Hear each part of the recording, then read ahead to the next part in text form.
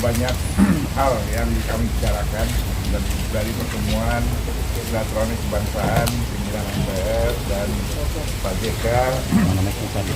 Pasti ada hal-hal yang bisa diungkap dan ada yang tidak bisa diungkap off the record. Jadi banyak hal dan ini dalam rangka kami menjalankan tugas-tugas konstitusional kami dan urusan Rapim untuk kita melaksanakan kunjungan silaturahmi kebangsaan. Kesimpulan daripada pembicaraan dari awal dengan Pak JK, di mana beliau adalah tokoh yang komplit dan aktivis, pebisnis, politisi, birokrat, dan terusnya dengan prestasi wakil presiden 2 kali dan aktif di pemerintahan setidaknya di 3 presiden, dari mulai Bu Mega sebagai menteri, Gus Dur sebagai menteri, Bu Mega sebagai menteri, Pak SBY wakil presiden, kemudian Pak Jokowi wakil presiden.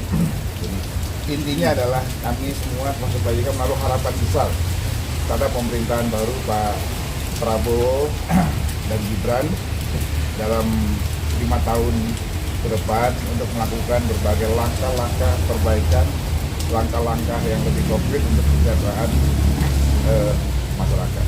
Beliau juga setuju dengan gagasan Pak Prabowo dengan adanya Badan Layanan Penerimaan Negara. Beliau mengacu pada beberapa negara seperti Amerika, itu urusan keuangan itu biasa dipegang lebih dari 3 orang, ya. Tapi di kita dari mulai penerimaan negara, pajak, kemudian sebagai bendahara negara dipegang oleh masyarakat. Kira gagasannya sangat baik dan kita harapkan nanti ke depan pelaksanaan juga lebih baik. Yang berikutnya adalah diharapkan ada perbaikan di sisi hukum kita, regulasi kita yang memberikan kenyamanan bagi para investor. Karena kita saat ini kalah dengan Vietnam dan beberapa negara karena masih ada ketidakpastian hukum, ya. Sehingga dalam pengolahan ekonomi sangat terkait dengan adanya kepastian hukum, sehingga pertumbuhan ekonomi kita juga masih kalah dengan Vietnam karena orang banyak sekarang melirik ke Vietnam. Sehingga tantangan-tantangan yang tadi Pak JK sampaikan kepada pemerintahan baru ke depan. Lalu kemudian juga pemilu yang lebih efisien, ya. Diharapkan pemilu mendatang nanti lebih efisien, murah, kemudian tepat, sehingga ini bisa mendorong pertumbuhan ekonomi yang baik, termasuk Pak JK menyampaikan untuk mengevaluasi lagi tentang presiden threshold dan parlemen threshold. Saya kira itu yang diharapkan nanti bisa langsung Pak JK sampaikan kepada kawan-kawan tentang apa yang Pak JK harapkan. Tadi kami catat semua sebagai masukan dan rekomendasi kami nanti pada pimpinan MPR yang akan datang, masuk juga pada pemerintahan baru yang akan datang. Pak Bas mau nambah? Cukup ya? Ya, Pak JK. Terima kasih Ketua dan Ketua dan Wakil. Pertama, saya terima kasih atas kunjungan silaturahim pimpinan MPR untuk kita berbicara masa depan Indonesia. Kita tidak balik ke belakang. Dan bagaimana Indonesia lebih baik. Karena tidak ada yang inginkan Indonesia lebih buruk, kan? Jadi kita berpikir masa depan itu lebih baik. Untuk Indonesia lebih baik, langkah-langkah apa yang harus diperbaiki, yang tidak sesuai, kemudian apa yang harus dilakukan yang selanjutnya. Kita mengalami masalah dewasa ini, masalah hukum. Semua orang mengkritisi bagaimana praktik kita yang harus lebih baik lagi. Semua sisi. Kedua, sistem pemerintahan ini yang kita tetap menjaga presidensial, tapi presidensial yang tetap dikontrol oleh lembaga legislatif secara baik, ya. Dan untuk itu cara mengontrolnya ialah harus ada perencanaan yang panjang.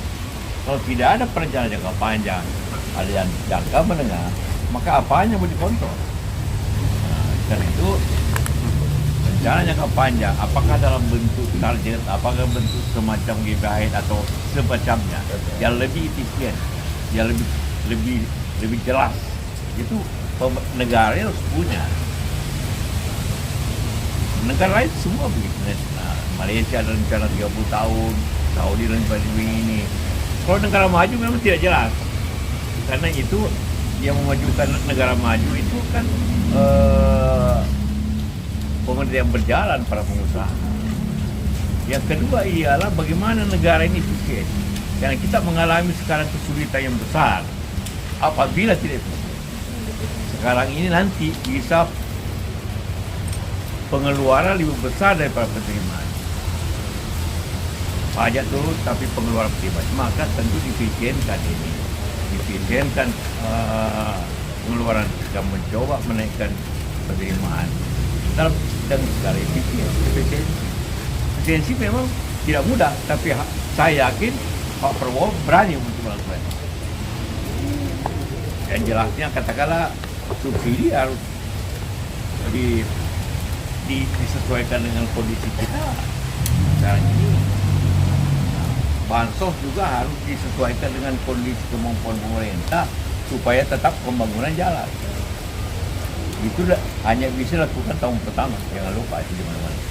Nah, jadi efisiensi, kemudian tujuannya yang jelas, yang ada targetnya, yang harus diamini. Jangan ada proyek tiba-tiba besar tiba-tiba. Katakanlah IKN kita bicarakan, itu tidak ada di janji kampanye, tidak ada di sini, tidak ada di perencanaan, tiba-tiba muncul. Ya, tiba-tiba. Dan langkahnya ini muncul sehingga terpasang proyek-proyek itu contoh saja. Tapi banyak yang begitu. Jadi kita berbicara mendiskusikan bagaimana pemerintah lebih baik hadapi persaingan kita, bagaimana hukum, korupsi bisa diatasi, dan juga pemerintahan lebih baik. Itu yang terima kasih atas diskusi kita, mudah-mudahan itu menjadi bagian daripada sumbangan pikiran. Ada yang mau tanya? Izin Pak, saya Fauzi dari Antara. Izin Pak Izin. Yang pertama terkait rekonsiliasi elit politik pasca pemilu, bagaimana Ajin melihat ke depan. Yang kedua terkait dengan pemerintahan transisi setelah Jokowi ke Prabowo. Apakah penting adanya pemerintahan transisi itu? Iya, demokrasi itu otomatis menimbulkan suatu sistem yang mengarah rekonsiliasi. Rekonsiliasi tidak berarti semua setuju, tapi memasuki posisi masing-masing. Ada di pemerintahan, ada oposisi. Tidak berarti rekonsiliasi itu harus semua bergabung satu, bukan. Ya. Tapi negara kita ada itu masalahnya tentunya. Tidak ada di negara ini disebut pemerintahan transisi, tidak ada. Hanya disebut saja Presiden Jokowi, Presiden terpilih, tapi belum aktif. Nanti aktifnya akan 20 tahun. Ya, tidak ada pemerintahan transisi.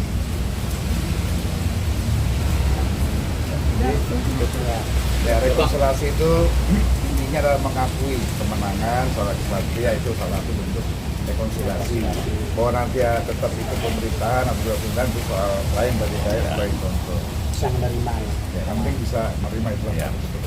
Intinya Pak JK hari ini juga sepakat bahwa negara ini, bangsa ini perlu roadmap bintang pengarah rencana jangka panjang yang sudah kami susun draftnya, yang nanti akan kita serahkan kepada MPR yang akan datang untuk dipilih payung hukumnya dengan 3 pilihan, apakah melalui amandemen terbatas, apakah melalui revisi Undang-Undang Nomor 12 sehingga dapat diputuskan dengan TAP atau